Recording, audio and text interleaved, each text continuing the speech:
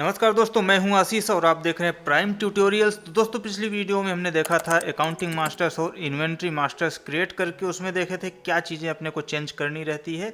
और भी पिछली वीडियोस में हमने बहुत सारे डिटेल्स में टैली के बारे में जानकारी ली थी। अगर आज हम लोग यहाँ पे चले मास्टर्स के अंदर में ही चार्ट ऑफ अकाउंट्स में, तो यहाँ पे आपको तीन चीज़ें दिखाई दे रही हैं: accounting masters, inventory masters, payroll masters. तो अकाउंटिंग और इन्वेंट्री मास्टर्स जाके आप पिछली वीडियो जरूर देखिए, बहुत ही अच्छी वीडियोज हैं। और आज हम लोग देखेंगे पेरोल मास्टर्स। इसमें employee category, group employee masters कैसे क्रिएट करना है, उसके अटेंडेंस टाइप कौन से रहते हैं, पे हेड्स कौन से रहते हैं।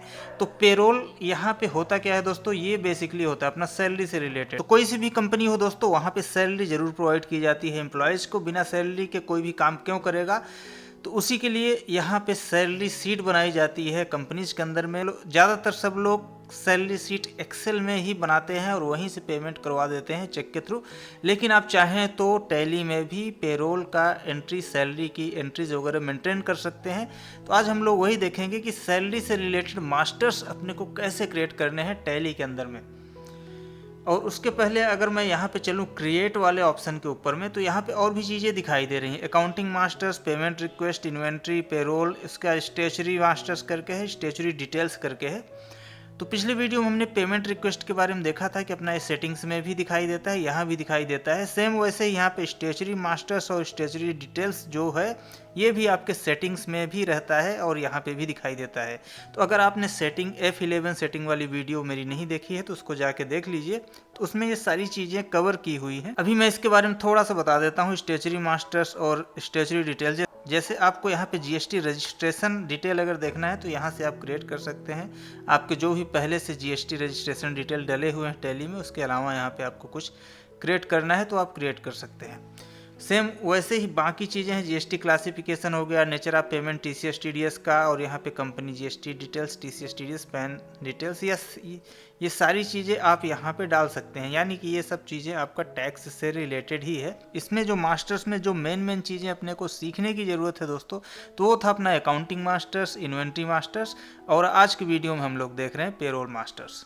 तो अब यहाँ पे ये तीनों ऑप्शन में से create, alter, chart of accounts में से अगर आपको मास्टर्स क्रिएट करने हैं तो हम लोग यहाँ पे क्रिएट में चले जाएंगे। क्रिएट में जाने के बाद में यहाँ पे पेरोल मास्टर्स के अंदर में सबसे पहले आ जाता है एम्प्लॉय ग्रुप करके। तो एम्प्लॉय ग्रुप में अगर आप जाएँ तो यहाँ पे आपको ग्रुप का नाम क्रिएट करने के लिए दिख जाता है। तो ये आपका जैसे कॉस्ट सेंटर डिटेल्स हम लोग डालते हैं टैली के अंदर में, सेम वैसे इसका भी डिटेल्स डलता है। तो हो सकता है आप कॉस्ट सेंटर के बारे में भी अच्छे से ना जानते हो, उसकी भी वीडियो मैं अलग से बनाऊँगा। तो सेम वैसे ही रहता है जैसे आपका ये एम्प्लॉय का पेरोल से रिलेटेड हो गया, कॉस्ट सेंटर वाला कॉस्ट सेंटर से रिलेटेड हो जाता है। रहता सारी चीज़ें, सब कुछ, सारा मॉड्यूल यहाँ पे जो भी फॉर्म वगैरह आपको दिख रहा है रहता सेम ही है, बस यहाँ पे नाम बस चेंज हो जाता है, एम्प्लॉय ग्रुप क्रिएशन करके जैसे आ रहा है। तो अब अगर मैं इस सीट की बात करूं तो यहाँ पे आप देख सकते हैं इधर डिपार्टमेंट डला हुआ है, इधर डिजिग्नेशन डला हुआ है। तो डिपार्टमेंट को आप ग्रुप में डाल सकते हैं, डिजिग्नेशन को आप कैटेगरी वगैरह में डाल सकते हैं। बाकी वहाँ पे जब आप एम्प्लॉय मास्टर क्रिएट करेंगे तो वहाँ पे भी डिपार्टमेंट वगैरह डालने के ऑप्शन रहते हैं। जैसे ये कोई एक बंदा है, इसका डिपार्टमेंट है दोस्तों अकाउंट्स, इसका डिजिग्नेशन है अकाउंटेंट है, वैसे ही ये सारे डिटेल्स यहाँ पे अलग अलग डले हुए हैं। ड्राइवर है, ऑफिस से रिलेटेड है, जो भी चीज़ें, सेल्स का बंदा है सेल्स से रिलेटेड रहेगा, प्यून रहेगा।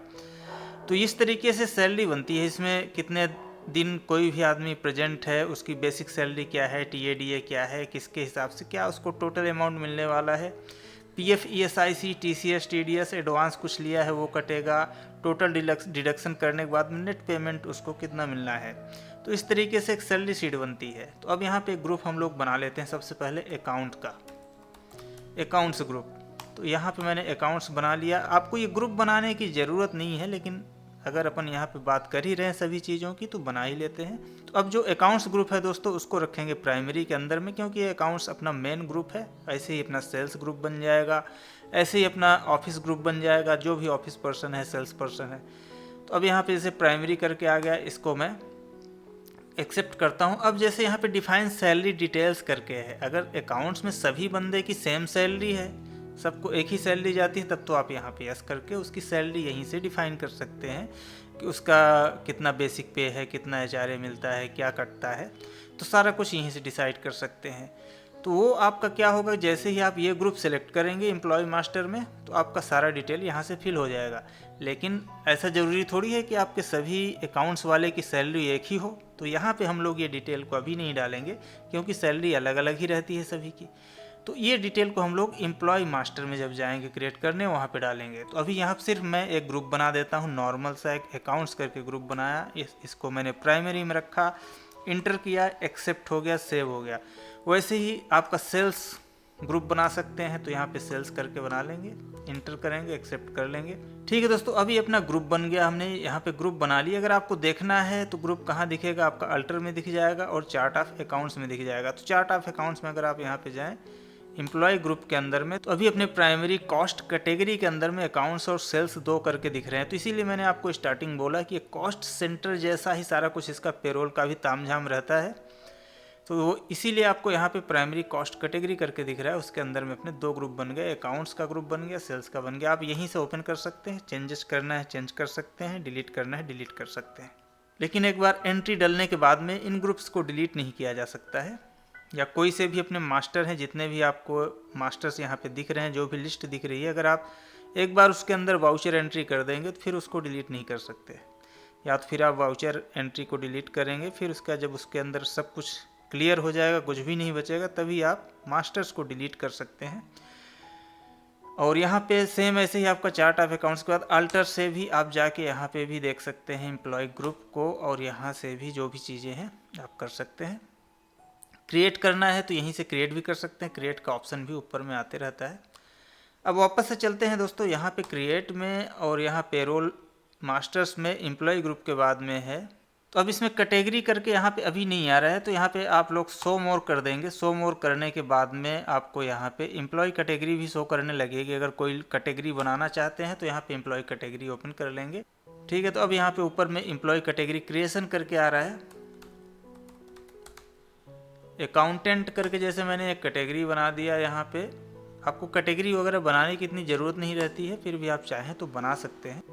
अब इसमें दो ऑप्शन दिख रहे हैं, allocate revenue items, allocate non revenue items. तो ये दोनों को आप नो यस नो करके रखेंगे, उससे कोई फ़र्क पड़ता नहीं है इतना। इसको सेव कर सकते हैं। आपका रेवेन्यू रहेगा, रेवेन्यू मतलब प्रॉफिट वाला रहेगा, नॉन रेवेन्यू मतलब बिना प्रॉफिट वाला रहेगा। अब उसके बाद फिर दोस्तों है अपना थर्ड नंबर एम्प्लॉय करके। तो अब एम्प्लॉय में चलते हैं। एम्प्लॉय के अंदर आप यहाँ पे जाएंगे, तो यहाँ पे अभी ये सारे डिटेल्स अपने को दिख रहे हैं। तो यहाँ पे एक बार आपको F12 कर लेना है। तो यहाँ पे F12 करते हैं। इसमें आप देखेंगे कुछ चीज़ें नो करी हुई हैं। अगर आपको ये चीज़ें ज़रूरत है तो आप इसको यस कर सकते हैं। तो सबसे पहले तो एलियास करके यस हुआ ही है कि अपने को उपनाम डालना है, डाल सकें। लैंग्वेज करके है, अगर आप अलग अलग लैंग्वेज मेंटेन करते हैं, इंग्लिश, हिंदी या और भी अरेबिक वगैरह, तो आप इसको यस कर सकते हैं। फिर यहाँ पे लैंग्वेज का ऑप्शन आ जाता है। उसके बाद फिर डिस्प्ले नेम फॉर एम्प्लॉय करके है ऑप्शन। तो अगर आपका एम्प्लॉय का नाम कुछ और है, उसका आप डिस्प्ले कुछ और कराना चाहते हैं, तो डिस्प्ले नेम इनेबल करिए। ये डिस्प्ले नेम की ज़रूरत पड़ती नहीं है। और अगर आपको एम्प्लॉय के लिए कोई नोट्स वगैरह डालना है तो आप डाल सकते हैं, तो इसको यस कर लीजिए। मान लीजिए कोई कैसा एम्प्लॉय है, उसका कुछ चीज़ें उसके बारे में नोट करके रखनी है, तो आप यस करके यहाँ पे नोट्स के लिए यस कर सकते हैं। प्रोवाइड स्टेचरी डिटेल्स, तो स्टेचरी डिटेल्स ये आपको प्रोवाइड करने ही है, PF ESIC का डिटेल, बाकी चीज़ें तो इसको यस करके रखना ही है। उसके बाद फिर अगर उसका पासपोर्ट वगैरह का भी डिटेल आपको डालना है, तो पासपोर्ट डिटेल भी आप यहाँ से यस कर सकते हैं। उसके बाद फिर है यहाँ पे प्रोवाइड कॉन्ट्रैक्ट डिटेल करके, अगर कोई ठेकेदारी वगैरह वाला काम है तो इसको आप कॉन्ट्रैक्ट डिटेल को भी यस कर सकते हैं। ठीक है दोस्तों, अपना यहाँ पे ओपन हो गया। तो सबसे ऊपर में आप देखेंगे इधर कैटेगरी करके लिखा हुआ है। तो अब मैंने बैक किया, एक बार बैक स्पेस से बैक किया। इसमें डिफ़ॉल्ट प्राइमरी कॉस्ट कैटेगरी ही आते रहता है। अगर आप यहाँ पे स्पेस की दबाएंगे तो यहाँ पे आपको दो चीज़ें दिख रही है। एक तो अपन ने जो अभी अकाउंटेंट करके कैटेगरी क्रिएट किया था वो दिख रहा है, और प्राइमरी कॉस्ट कैटेगरी दिख रहा है। तो आप अकाउंटेंट चूज कर लीजिए। अच्छा, मैं एक चीज़ तो बताना भूल ही गया। जिसने भी F11 सेटिंग वाली वीडियो देखी होगी तो उनको पता होगा कि पेरोल कैसे इनेबल करना है टैली के अंदर में, क्योंकि ये टैली में डिफ़ॉल्ट नहीं दिखते रहता, आपको इनेबल करना पड़ता है पेरोल सिस्टम को। तो अगर जिनको नहीं पता होगा तो यहाँ पे कंपनी में जाके, इधर F11 में जाके यहाँ से पेरोल इनेबल कर लेंगे। तो यहाँ पे सबसे नीचे में आपको ये ऑप्शन दिखता है पेरोल वाले के अंदर मेंटेन पेरोल करके, तो इसको आप यस कर लेंगे तो आपका ये पेरोल वाला सारा सिस्टम यहाँ पे टैली में इनेबल हो जाएगा। ठीक है, तो अभी अपन ने जो कैटेगरी क्रिएट किया था अकाउंटेंट वाली, वो मैंने यहाँ पे कैटेगरी चूज कर लिया। आप चाहें तो प्राइमरी के अंदर भी रख सकते हैं, अगर आपको कैटेगरी नहीं मेंटेन करना तो प्राइमरी टैली का डिफ़ॉल्ट ही रहता है। फिलहाल हमने यहाँ पे कैटेगरी क्रिएट किया हुआ है तो इसको उसी में रखेंगे। उसके बाद फिर यहाँ पे नेम आ गया दोस्तों, तो यहाँ पे अपना जैसे नेम है तो इसको अपने को उधर डाल देना है। एलियाज में इसका अगर उपनाम है कोई, मतलब इसको कोई वहाँ से प्यार से कोई और किसी नाम से बुलाता है तो वो भी आप यहाँ पे डाल सकते हैं। जैसे मान लीजिए इसका अनिल निषाद करके इसको लोग अन्नू अन्नू भी बुलाते हैं, तो अन्नू करके आप यहाँ पे डाल सकते हैं, तो पता रहेगा कि ठीक है बेसिकली इसका नाम क्या है। उसके बाद फिर यहाँ पे ग्रुप में भी आप देखेंगे अंडर करके जो लिखा है, जहाँ भी टैली में अगर आपको अंडर करके दिख जाए मतलब वो ग्रुप ही होता है। अब यहाँ पे अंडर के सामने प्राइमरी जो डिफ़ॉल्ट ग्रुप रहता है टैली का वो लिखा हुआ है, अगर आपने ग्रुप क्रिएट किया हुआ है तो यहाँ पे। तो अगर आपका ग्रुप यहाँ पे क्रिएटेड नहीं है तो आप यहाँ से क्रिएट भी कर सकते हैं। आपको Alt C प्रेस करना है, आपका यहीं पे ग्रुप ओपन हो जाएगा। अब वहाँ पे अपन ने जो ग्रुप क्रिएट किया था वो क्यों नहीं आ रहा था उसमें, वो मैं आपको बताता हूँ। वो कैटेगरी की वजह से नहीं आ रहा था। अपन ने जो ग्रुप क्रिएट करे थे वो प्राइमरी कॉस्ट कैटेगरी के अंदर क्रिएट किए थे। अगर मैं यहाँ पे प्राइमरी कॉस्ट कैटेगरी ये वाला सेलेक्ट करूँगा तो यहाँ पे अपना डिफ़ॉल्ट वाला अकाउंट्स और सेल्स वाला ग्रुप दिखेगा, ठीक है। लेकिन अपन क्या है, कैटेगरी यहाँ पे जो अकाउंटेंट वाली क्रिएट करके रखे हैं तो उस कैटेगरी में हमने कोई ग्रुप नहीं क्रिएट किया, ठीक है। तो यानी कि अगर आप कैटेगरी मेंटेन करना चाहते हैं तो पहले अपने को कैटेगरी क्रिएट करना है, उसके बाद उसके अंदर में फिर ग्रुप क्रिएट करना है। तो अगर मैं यहाँ पे अकाउंटेंट कैटेगरी में यहाँ पे ग्रुप क्रिएट करना चाहूँ, यहाँ Alt C करूँगा ग्रुप क्रिएट करने के लिए। इधर मैं कैटेगरी के ऊपर में जाके यहाँ पे पहले मैं अकाउंटेंट वाली कैटेगरी सिलेक्ट कर लूँगा। ये बहुत ज़रूरी है दोस्तों, आपको जिस कैटेगरी में जो ग्रुप बनाना है उसी को आपको वहाँ पे सिलेक्ट करके रखना है। अब मैं यहाँ पे अकाउंट्स करके ग्रुप बनाता हूँ। अब इसमें पहले से ऑलरेडी बना हुआ है अकाउंट्स वाला ग्रुप, तो ये बोल रहा है कि आपका ऑलरेडी अकाउंट्स ग्रुप बना हुआ है। अब मुझे अगर उस ग्रुप को डिलीट करना है, गो टू में चले जाऊँगा, यहाँ पे अल्टर मास्टर में चले जाऊँगा और जो मैंने पहले से जो एम्प्लॉय ग्रुप बना के रखे हैं एम्प्लॉय ग्रुप में चले जाऊँगा और ये दोनों मेरे ग्रुप्स हैं। यहाँ पे मैं इसको ओपन करूँगा, Alt D प्रेस करूँगा, इधर डिलीट करके बटन भी दिखते रहती है। Alt D शॉर्टकट की है, Alt D करके मैं इसको सिलेक्ट करूँगा और डिलीट कर दूँगा। अब आप देख सकते हैं जिसको मैं डिलीट कर रहा हूँ प्राइमरी कॉस्ट कैटेगरी में बना हुआ है।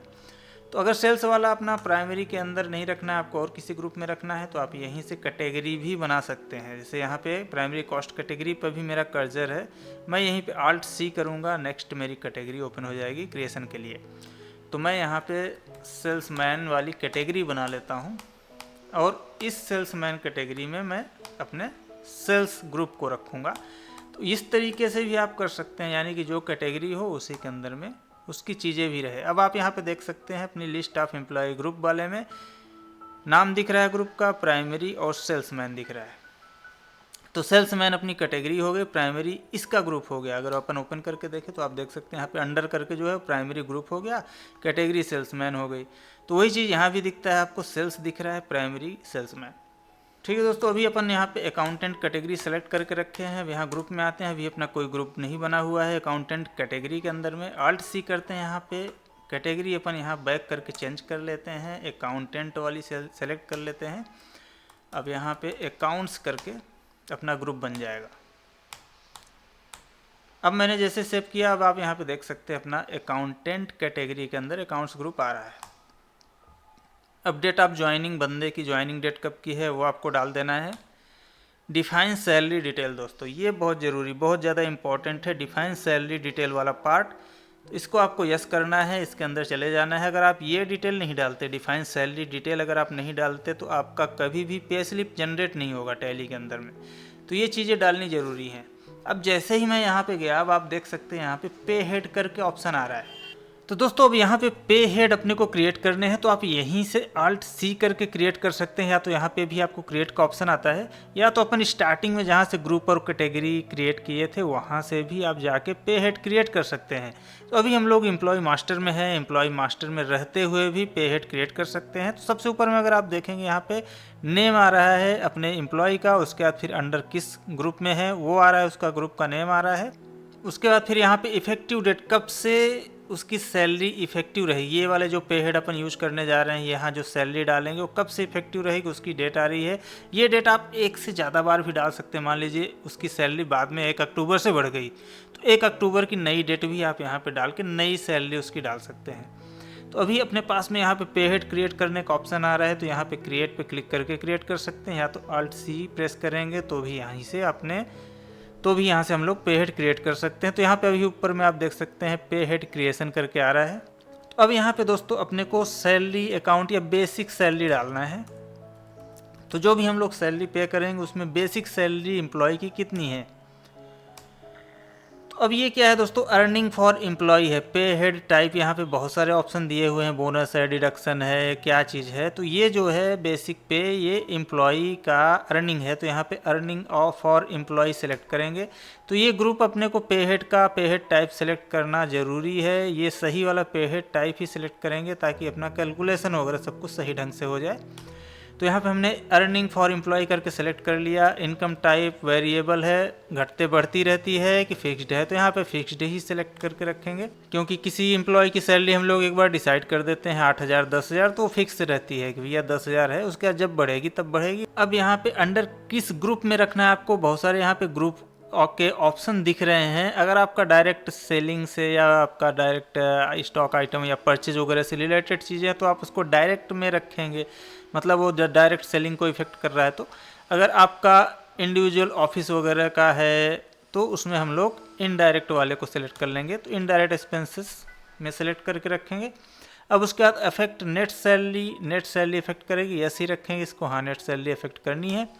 अब यहाँ पे डिस्प्ले नेम क्या रहेगा अपना, पे स्लिप में किस नाम से वो दिखना चाहिए, तो आप यहाँ पे वही नाम रख सकते हैं। अगर आपको अलग कुछ नाम दिखना चाहिए पे स्लिप जब भी आप निकाल के दें एम्प्लॉय को, तो उसमें अगर अलग नाम दिखना चाहिए तो ये नाम यहाँ पे आप चेंज कर सकते हैं।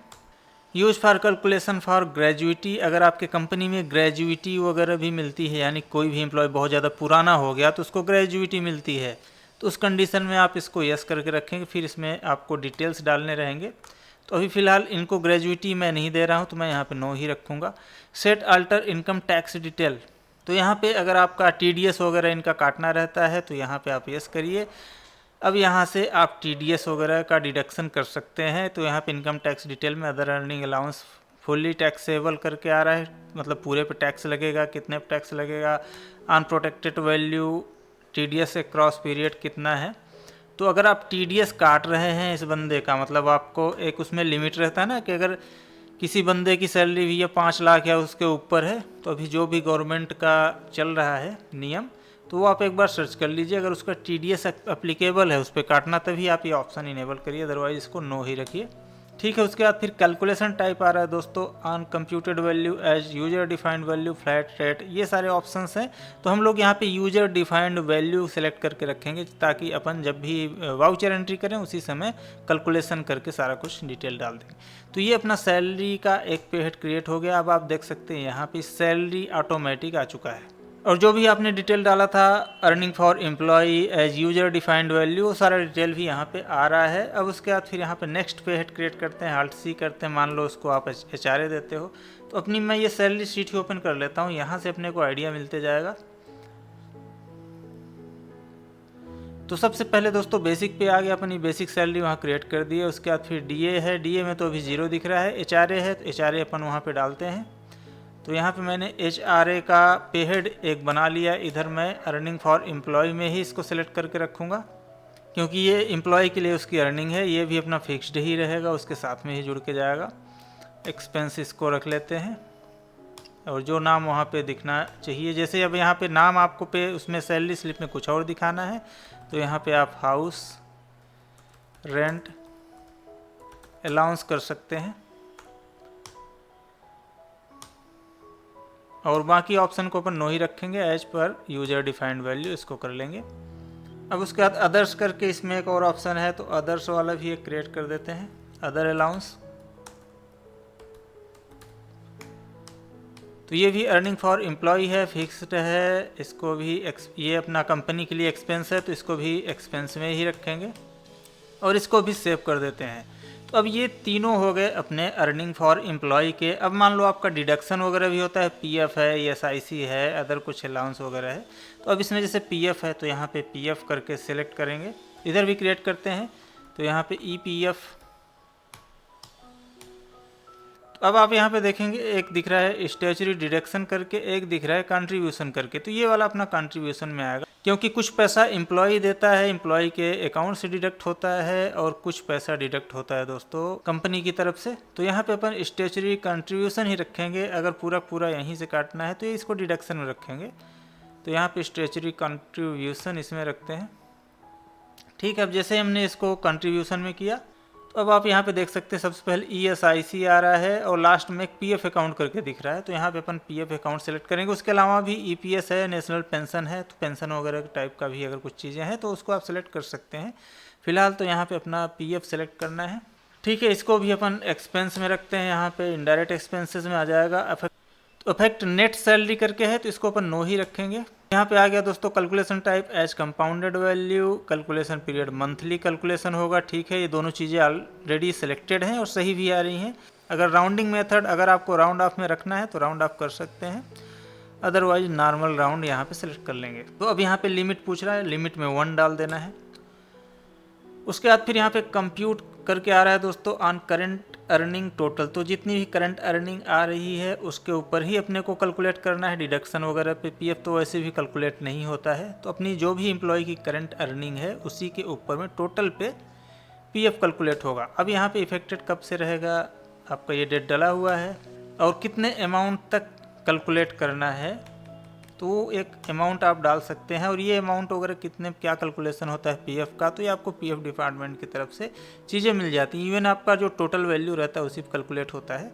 लेकिन फिर भी कुछ लोग अपना जैसे बेसिक सैलरी जो है बेसिक पे कैलकुलेट करेंगे चारे वगैरह छोड़ के, तो उसके हिसाब से भी वर्किंग रहता है इसका। तो आप पीएफ डिपार्टमेंट से जो भी आपको जानकारी चाहिए वहाँ से लेके उसके बाद ही ये सारा डिटेल यहाँ फिल करिए।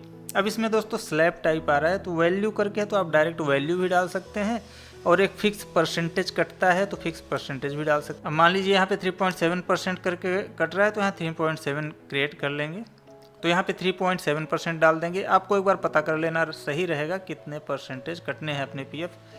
अब ये अपना लेजर दोस्तों क्रिएट हो गया। अब इसको आगे बढ़ते हैं और सेव कर देते हैं। ठीक है, ईपीएफ का लेजर हो गया अपना। उसके बाद फिर ऐसे सेम ईएसआईसी का भी है तो यहाँ पे अल्ट सी किए ईएसआईसी डाल देंगे। अब ये भी अपना स्टैच्यूटरी कंट्रीब्यूशन में ही आ जाएगा। जैसे अपन स्टैच्यूटरी कंट्रीब्यूशन सेलेक्ट करते हैं इस तरीके से आ जाता है। फर्स्ट वाला ही ईएसआईसी है, एम्प्लॉय स्टेट इंश्योरेंस, तो यही ईएसआई का फुल फॉर्म होता है। अब इसके बाद यहाँ पे भी अपने को ग्रुप सेलेक्ट करके रखना है कि अपना एक्सपेंस में जाएगा, कौन से एक्सपेंस में है। नॉर्मल राउंडिंग कर देते हैं, 1 कर देते हैं। यहाँ पे करंट अर्निंग टोटल 1 अप्रैल इसमें 1.76 या जो भी आप एक बार पता कर लेना। ईएसआईसी का भी कितना कटता है, अगर आप कंपनी में काम करते रहोगे तो आपको ये चीज़ें पता ही चल जाएंगी। हो सकता है मैंने यहाँ पे 1.76 से गलत डाला हो तो आप एक बार गूगल भी कर सकते हो, सभी स्टेट का अलग अलग भी हो सकता है। अब इसको सेव करते हैं दोस्तों, एक्सेप्ट कराते हैं। अब अपना ईपीएफ ईएसआईसी ये सारी चीज़ें अपनी क्रिएट हो चुकी हैं। यहाँ पे अपना डिटेल भी आ चुका है। अब बाकी ये चीज़ें जो है दोस्तों एडवांस हो गया, अदर हो गया, ये सब जब आप पेरोल के साथ में जब एंट्री करेंगे तो वहाँ पे भी आप डिडक्शन कर सकते हैं, क्योंकि एडवांस आपको डिडक्ट करना ही, ये कोई फिक्स नहीं होता है भैया एडवांस इस महीने लिया अगले महीने नहीं लिया है, तो इसको अपने को नहीं करना है वहाँ पे ऐड। बाकी ये सारी चीज़ें अपने को ऐड करनी है। अब इसके अलावा भी और भी डिटेल्स दोस्तों ऐड हो सकते हैं अपने। अब जैसे आपका ये डिटेल हो गया, कंप्लीट हो गया, अब आप इंटर करेंगे। अब आप देख सकते हैं इफ़ेक्टिव फ्रॉम ये आ रहा है। ठीक है, तो और भी मान लीजिए और किसी समय से 1 अक्टूबर से अगर कोई चीज़ें और ऐड हुई हैं इसके साथ में, उसके पहले नहीं ऐड थी, तो 1 अक्टूबर की डेट आप यहाँ डाल के और भी बाकी चीज़ें ऐड कर सकते हैं। अब इसमें 2 ऑप्शन आ रहा है, copy from previous value, start A fresh. ठीक है, तो अगर आपको पुराने वैल्यूज़ कॉपी करना है तो इससे कॉपी कर लीजिए। अगर सभी के सभी नाम अलग हैं तो स्टार्ट एफ्रेश करेंगे। अगर मैं कॉपी फ्रॉम प्रीवियस वैल्यू करूं तो यहाँ पे सारी डिटेल्स आ ही जाती हैं। इसमें भी आप कुछ डिटेल्स अलग से भी अपना ऐड कर सकते हैं। और यहाँ पे अगर मैं इसको फ्रेश करूँगा तो ये फ्रेश करने से फिर ये सारी चीज़ें आपकी नहीं रहेंगी, उस समय नहीं आएंगी। अभी मैं इसको हटाता हूँ। अगर मैं यहाँ से डालूँ और यहाँ पे स्टार्ट फ्रेश सेलेक्ट करूँ तो आप देख सकते हैं अब यहाँ से आप खुद का सारी चीज़ें सेलेक्ट कर सकते हैं फ्रेश तरीके से। तो इस तरीके से आप यहाँ पे इफ़ेक्टिव फ्रॉम 2 बार 3 बार करके डाल सकते हैं जब जब उसकी सैलरी चेंज हुई है। अब ये जैसे अपना डिटेल दोस्तों पूरा कंप्लीट हो गया, तो अब इसको आप एंटर करेंगे तो अब यहाँ पे आगे बढ़ जाएंगे। अब यहाँ पे नोट्स करके आ गया, अपन नोट्स इनेबल करिए थे F12 करके। तो अब इसमें एम्प्लॉय के बारे में छोटे मोटे जो नोट्स हैं आप वो सारी चीज़ें लिख सकते हैं। मान लीजिए स्किल्स लिख देते हैं यहाँ पे, एम्प्लॉय की क्या क्या स्किल्स हैं, या इस तरीके से और भी कोई चीज़ें जो भी आपको नोट्स लिखने हैं एम्प्लॉय के लिए, तो वो सारी चीज़ें आप लिख के रख सकते हैं। अब उसके बाद फिर यहाँ दोस्तों एम्प्लॉय नंबर करके आ गया। अब अगर मैं अपनी सैलरी शीट में चलूँ तो यहाँ पे मेरे सैलरी शीट में एम्प्लॉय कोड दिया हुआ है। तो आप अगर सैलरी शीट जनरेट करते हैं तो एम्प्लॉय कोड भी जनरेट करिए, क्योंकि अगर आप जब PF SIC वगैरह का फॉर्म जमा करने जाएंगे तो उसमें एम्प्लॉय कोड पूछता ही है कि एम्प्लॉय का कोड बता दो। और बाकी भी चीज़ों के लिए एम्प्लॉय कोड काफ़ी काम में आता है, तो एम्प्लॉय कोड आप ज़रूर जनरेट करिए, सभी के लिए यूनिक कोड। अब यहाँ पे डाल देते हैं एम्प्लॉय कोड। डिजिग्नेशन यहाँ पे आ जाएगा अकाउंटेंट। अब यहाँ पे दोस्तों आ गया प्रोवाइड बैंक डिटेल्स करके। तो अगर आप यहाँ पे बैंक डिटेल्स डाल के रखेंगे तो आपको सैलरी पेमेंट में भी कोई दिक्कत नहीं आएगी। तो यहाँ पे आप बैंक डिटेल वाला ऑप्शन यस कर दीजिए। यहाँ पे बैंक डिटेल भी, अकाउंट नंबर वगैरह। अब आपको ट्रांजेक्शन किस तरीके से करना रहता है, ऑनलाइन आप ट्रांसफ़र करते हैं, चेक के थ्रू करते हैं, तो उस तरीके से आप यहाँ पर सेलेक्ट कर लीजिए। अब जैसे ही आप सेलेक्ट करेंगे ये सारा डिटेल यहाँ पर आ जाएगा। अब कंपनी का कौन सा बैंक डिटेल है, आप कंपनी के किस अकाउंट से पे करेंगे, आपको यहाँ पे कंपनी का अकाउंट भी सिलेक्ट कर लेना है और इसको एंड करेंगे। अब अपना बैंक डिटेल सेव हो चुका है।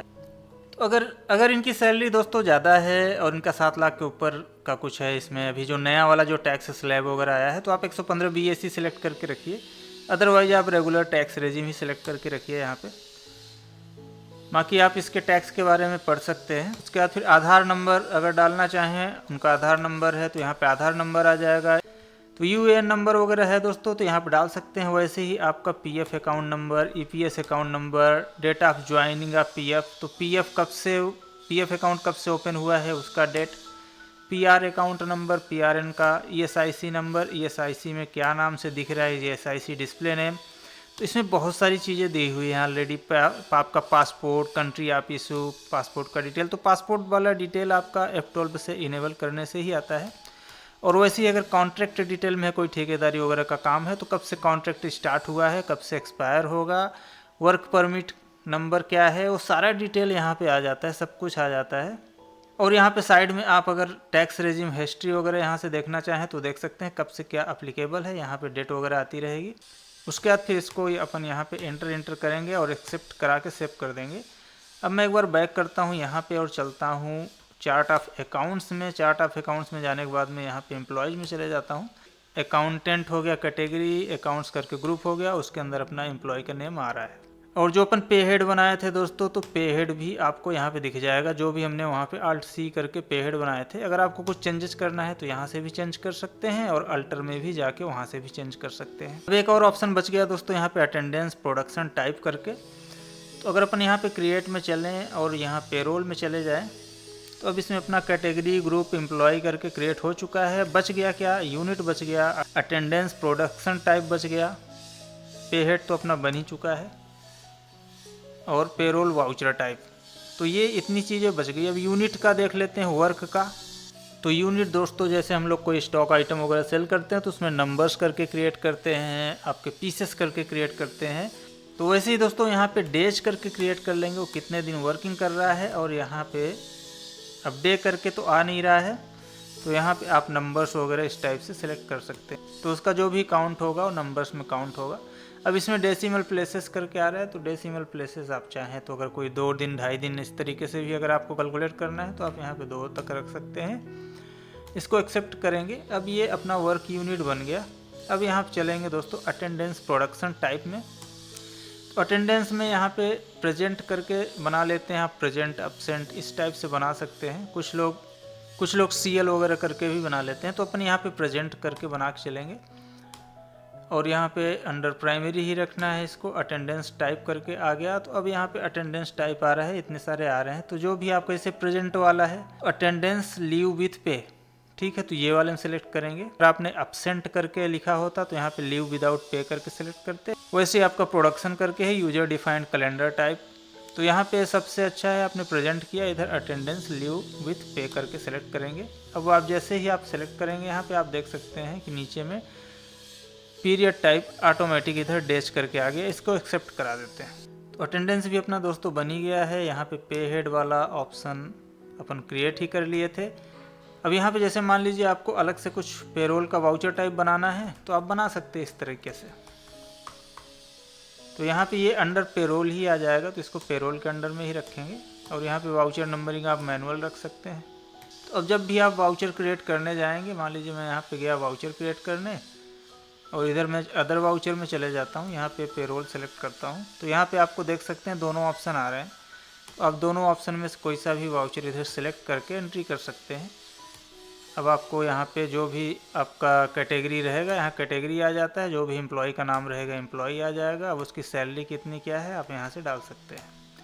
तो अपन जब सैलरी क्रिएट करेंगे तो उसमें डिटेल में देखेंगे पे स्लिप वगैरह कैसे क्या जनरेट करना है। बाकी प्रैक्टिस करने के लिए आप इस तरीके से एक वाउचर एंट्री करिए और वहाँ पे डिस्प्ले मोर रिपोर्ट्स में जाके उसकी डिटेल वगैरह भी एक बार चेक कर लीजिए। आपको कोई चीज़ें अल्टर करनी है, डिलीट करनी है, अल्टर डिलीट कर सकते हैं। अब अगर अपन यहाँ पे चार्ट ऑफ अकाउंट्स में जाते हैं, यहाँ पे एम्प्लॉयज़ में चले जाते हैं, तो अब इधर आपको मल्टी मास्टर्स का भी ऑप्शन यहाँ भी मिल जाता है। तो मल्टी मास्टर्स में जाने से आप मल्टीपल मास्टर्स एक ही बार में क्रिएट कर सकते हैं, अल्टर कर सकते हैं। तो यहाँ पे क्रिएट में चले गए। अब यहाँ पे जो मेन ग्रुप है आपको ग्रुप सेलेक्ट कर लेना है, किस ग्रुप के अंदर आपको कौन से एम्प्लॉय सेलेक्ट करने हैं। या तो आप यहाँ पे आइटम्स रखेंगे तो आपको यहाँ पे अंडर करके अलग अलग सेलेक्ट करने का ऑप्शन मिल जाएगा। अब उसके बाद यहाँ पे कैटेगरी, आपको कौन सी कैटेगरी में क्रिएट करना है, कैटेगरी का ऑप्शन आ गया। तो स्पेस आप तो आप स्पेस बटन दबाएंगे तो यहाँ पे ये ऑप्शंस ओपन हो जाएंगे। तो जैसे मैं इस कैटेगरी में रख लेता हूँ। अब यहाँ पे एम्प्लॉय का नाम जो भी है उसको अपने को डाल देना है। ये अंडर किस ग्रुप में आएगा, अकाउंट्स में आ जाएगा। उसके बाद फिर यहाँ पे रेगुलर टैक्स टाइप क्या है, इसका पैन नंबर वगैरह, इसका पैन नंबर वगैरह यहाँ पे डाल देना है। डेट ऑफ ज्वाइनिंग कब की है वो डाल देना है। इसके बाद फिर यहाँ पे अगर आप F12 करेंगे तो F12 करने से इधर कुछ ऑप्शंस अपने को यस नो करने के लिए मिल जाते हैं। अगर कोई डिटेल आपको नहीं चाहिए तो आप नो कर सकते हैं, कोई डिटेल चाहिए तो यस कर सकते हैं। और फिर उसके बाद यहाँ पे सेव करके इसको एक्सेप्ट करा देंगे, ये सेव हो जाएगा। तो अब आप देख सकते हैं अपना यहाँ भी एक क्रिएट होके आ चुका मल्टी मास्टर के थ्रू। लेकिन दोस्तों मल्टी मास्टर वाले में बाकी डिटेल्स यहाँ पे नहीं आता है, वहाँ पे बहुत कम डिटेल डालने के लिए मिलते हैं। बाकी डिटेल्स आपको यहीं पे डालना पड़ता है। और सैलरी वगैरह की डिटेल भी आपको डिफाइन करनी ज़रूरी है, क्योंकि अगर आप यहाँ पे डिटेल नहीं डालेंगे तो आपका पे स्लिप वगैरह जनरेट नहीं होगा। तो दोस्तों ये तो था अपना पेरोल मास्टर्स कैसे क्रिएट करने हैं। तो अपना मास्टर वाला ट्यूटोरियल दोस्तों कंप्लीट हो चुका है। इसमें हमने इन्वेंट्री, अकाउंटिंग मास्टर्स और पेरोल मास्टर्स कवर कर लिया। अगली वीडियो में देखेंगे वाउचर्स के बारे में, वाउचर्स कौन कौन से कैसे क्रिएट करने हैं, इन्वेंट्री वाउचर्स कौन से होते हैं, अकाउंटिंग वाउचर्स कौन से होते हैं, पेरोल वाउचर्स कौन से होते हैं, सारे डिटेल में देखेंगे एक एक करके दोस्तों। तो दोस्तों वीडियो कैसी लगी ज़रूर बताइए कमेंट करके, और वीडियो अच्छी लगी हो प्लीज़ लाइक कर दीजिए, शेयर कर दीजिए, और अगर आप चैनल पर नए हैं प्लीज़ सब्सक्राइब करके ज़रूर रखिए। तो मिलते हैं दोस्तों नेक्स्ट वीडियो में। Thank you.